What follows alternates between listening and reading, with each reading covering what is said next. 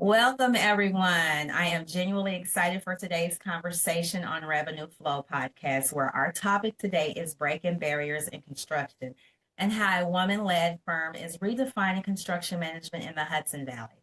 My guest today is Antoinette Khamsopa. She is the founder and president of NYSIDI, which is a full-service construction management firm servicing the Hudson Valley, which is about an hour north of New York City. NYSIDI stands for New York Sustainable Infrastructure Development Initiatives. And that name is not just branding.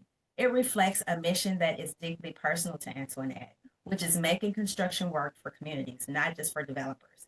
She is a federally certified women-owned small business and a New York State certified women business enterprise. And she is one of a small but growing number of women who are not just participating in the construction industry, but leading it at the highest level. Antoinette, welcome to the podcast. Thank you so much for having me. You're so welcome. So NYSIDI stands for New York Sustainable Infrastructure Development Initiative. And I love that that name itself carries a mission. Take me back to the beginning. What was the moment or the problem you kept seeing that made you say, I need to build this company? So the origin really comes from more of the pre-construction side of the industry, and it was devised around implementation of a community development concept. So for me, community development is just something that is it's my passion. So we were formed to implement communities throughout New York State, and we grew into a full service construction company. Nice.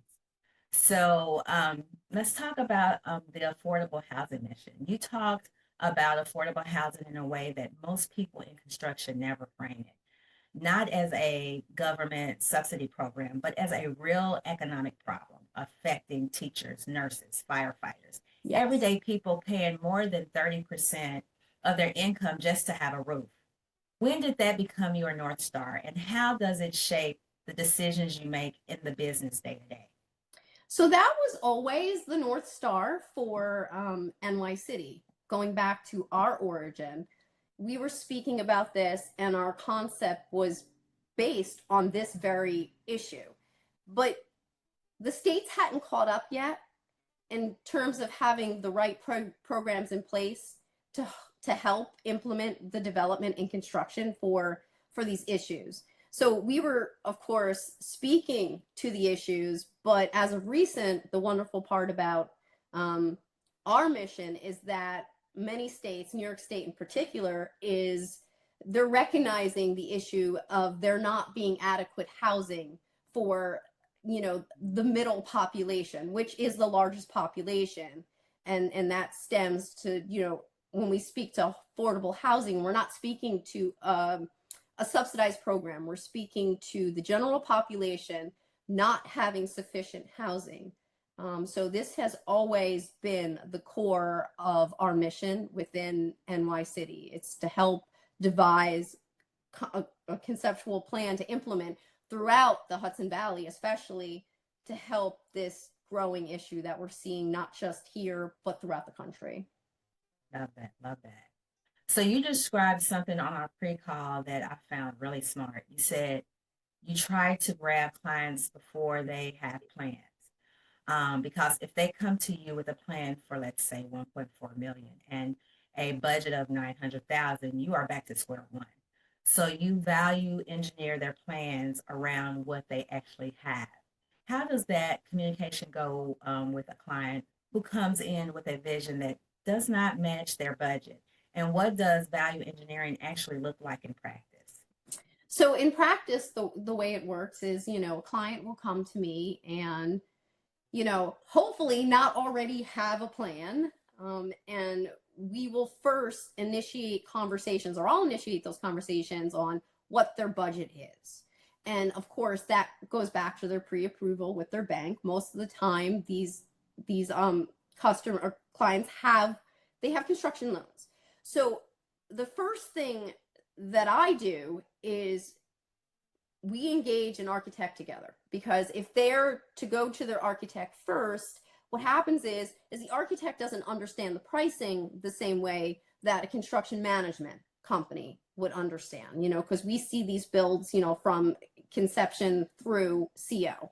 And we will actually work to make sure the plans that are drawn to a budget. That way, you're not banging your head halfway through, and many times it's not even halfway through, because you have plans that do not fit the budget, and then that can even bleed into, unfortunately, these clients find an inexperienced general contractor, home builder, who doesn't quite understand that what they're looking at is not what the people can afford. And now you've created the fake expectation for the client that this is what they're going to get. And immediately, you have a GC and a, client going to battle. So we try to make certain that is sufficed at the beginning. And even if that means that you had an aesthetic in mind, we start to build on maybe cutting back on a little bit of square footage, but maybe you need additional square footage. So maybe what we need to do is give you the square footage, but you're not going to get all the design extras now, and we wait till later. So it's just a conversation around, first and foremost, what's the budget, making the plans work to the budget. And then, of course, what can we cut back on if needed based on this budget? And those conversations should be the first conversations you have with a client. Got it. So start with the things that are priority in building. Yes. Versus, and those extra things you can add on later. Exactly. Like that approach. All right. So when it comes to women in the industry, something else you mentioned previously that I keep thinking about. You said people ask you why you think you are so successful, and your answer is because I'm a woman. Not despite it, but because of it. Because clients feel more comfortable, details matter more, the approach is different. What does it actually look like and feel like to be a woman leading a construction firm in 2026? And what needs to change so more women find their way into this industry? So once I was able to get past the barrier of it's like a glass ceiling. Once I realized that it wasn't that scary, once I had the confidence to actually walk into the room and deal with all the male characters that seem so scary at first, because as women, I don't think there's a woman on the planet, and I can openly say this, who has not felt objectified at some point during the course of especially her career.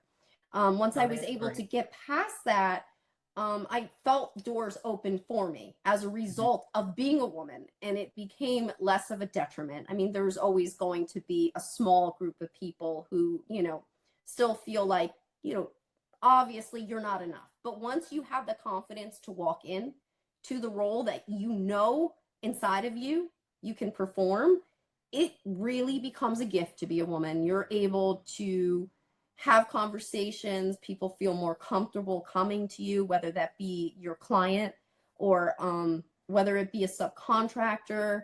I feel there's a level of comfort that I can extend, especially in empathy to people, to try to come up with a solution to whatever problem arises.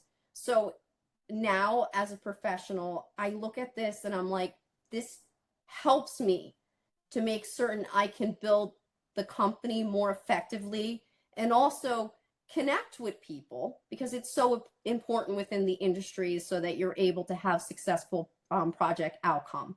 The communication between all the parties is just so important within this industry. So true.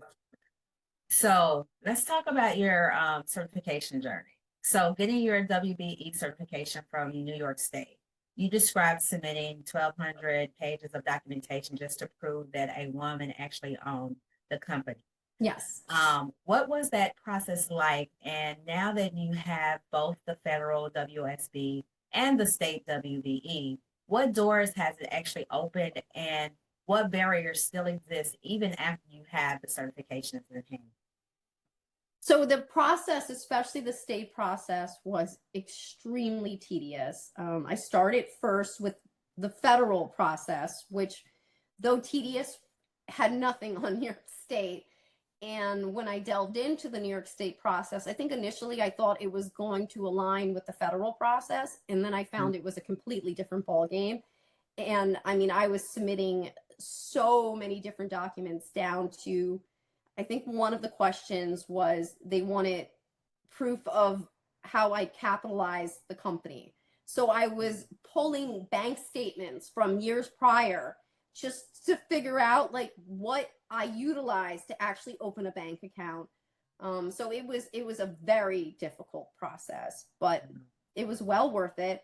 I was very proud of obtaining the certification, and I think some of the pride came from, of course, it was for me exceptional to know as a female I was able to achieve this within the construction industry. But I think just the idea that I was able to acquire it, I actually acquired it within just a few months of filing my application, and just I was just proud of the process and the success outcome from that process.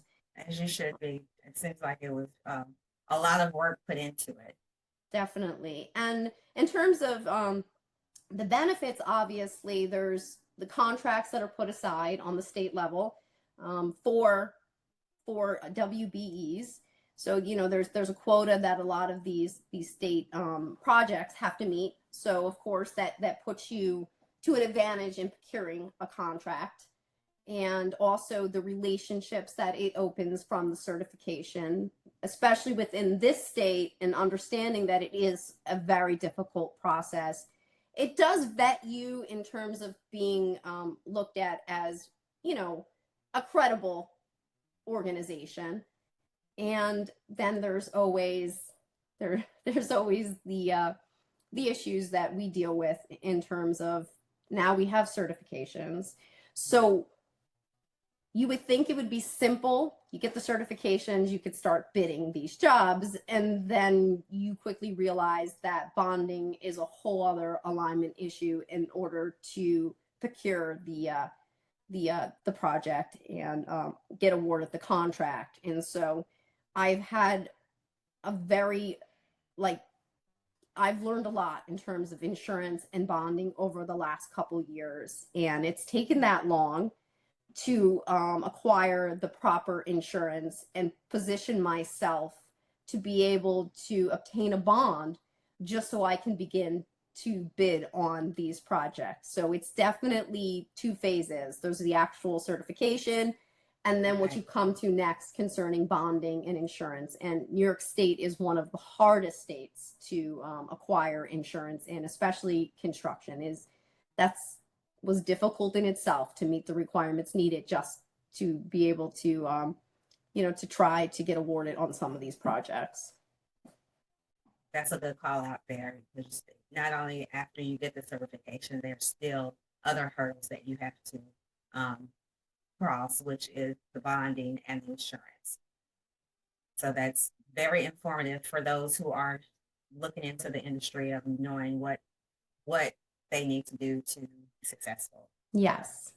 All right. So let's talk about the current market reality. So you were very direct on our pre-call about where construction is right now, and I appreciate that honesty. Mm-hmm. You said a lot of the men in the industry will still say everything is great, but the reality is it has slowed down. Yes. Between interest rates, material costs, retail closures leading into commercial alterations. What is your honest read on where the construction market is heading, and how are you positioning NYSIDI to stay ahead of it?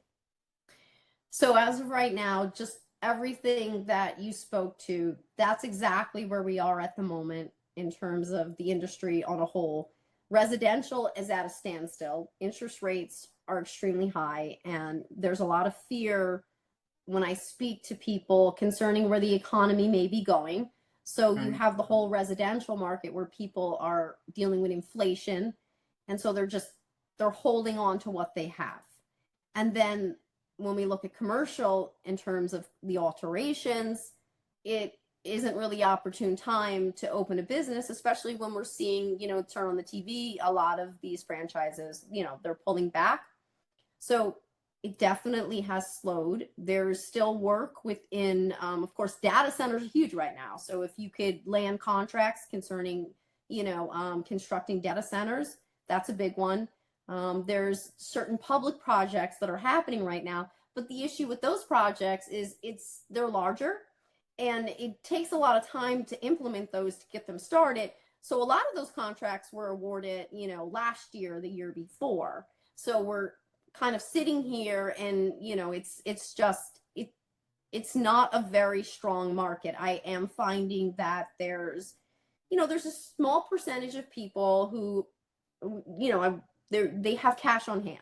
So they may be willing to, do a new construction, things of that nature. I'm finding there's people who want to actually, instead of moving out of their home, do an additional or something, of that nature. I'm seeing that a little bit, but it's definitely not a booming market anywhere. And so you have a lot of competition within the contractors trying to grab what they can. And I think for the future, it's really hard to say. I don't have a crystal ball in front of me. I think there's a lot of variables that, are going to have to play into where things are going politically. And then, hopefully, some of the inflation will come down, interest rates will come down, which will definitely allow the market, to come back up again. And so for us, we're focusing on affordable housing initiatives because that's something that's needed. It has to happen now. So that's where my focus is for the pre-construction concerning, affordable housing initiatives. Okay. Have you ever thought about expanding outside of the Hudson Valley area? For me, I think I've positioned myself right now within the Hudson Valley because of the way that we operate, especially, implementing, this affordable housing initiative with a local developer. Right. It's something where you have to understand exactly where you are and the culture. In the future, yes, I've thought about growing and expanding, but right now my focus is really my community here in the Hudson Valley. Totally understand that. All right. So when it comes to AI in construction, you said something about AI that really landed for me. You called it a mirror. You said it will give you back what you can speak to. If you don't understand your subject matter, you will get faulty information. But if you know your industry, you will get results.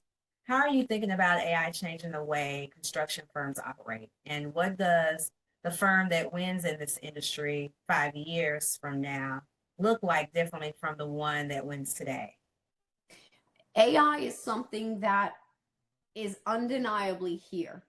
And I think that a lot of companies are, I wouldn't say scared, but they get used to doing things the old way, especially within my industry, and construction is really at a point where it's aligning with technology. So if you don't delve into the technology, you are going to fall behind because yes, the way I look at AI, if you understand your subject matter, if you understand what you're asking it to produce for you and you can speak to that, it's phenomenal. It's phenomenal in real time when you're on a site and you need to understand some of the codes. Maybe something needs to be altered and you're trying to figure out what the local code is for building.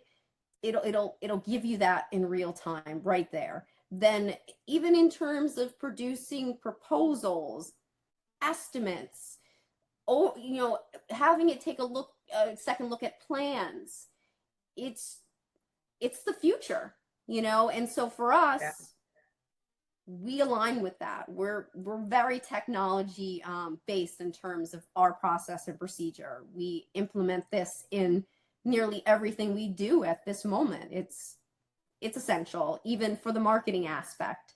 It's there, and it doesn't matter how we feel about it personally. I feel like if you're not utilizing it, you've already fallen behind. That is true. It's so true. All right. So for our closing question, which is based on what's next for NYSIDI, you described a vision for NYSIDI that goes beyond just building projects. You mentioned using the WOSB certification to pursue an SBA loan, potentially building your own building, keeping 60% and renting 40, flipping whole for rentals, creating residual income streams so that you are not dependent on one pipeline. What is the vision of NYSIDI 5 years from now that excites you most? I think it's having the tentacles and creating the pipeline so that in the harder economies, you don't feel the heat as much because, you know, you've created a baseline that is not just one tentacle. So I definitely see NYSIDI growing into a real full-on construction management company. You know, the pre-construction aspect of community development will definitely be at the, you know, the front of what we do. And then also utilizing our status to, you know, to bid on projects for the public sector, utilizing the SBA for certain loan programs so that, you know, we can do something ground up for the business, as you said, in terms of, you know, ourselves and any other avenue that creates that residual. You know, I really just want to see the company grow and do that in a manner that allows it to, you know, to grow deep, but grow out. Well, I wish you and your company much success. This has been one of the most candid and inspiring conversations. What you're building, the mission behind it, the way you have fought for your certifications, the way you think about value engineering and community and women in the industry. This is exactly the kind of story that deserves to be heard more widely. So thank you for your time, your honesty, and I really appreciate you spending your time on the podcast with us. Thank you so much for having me. Take care.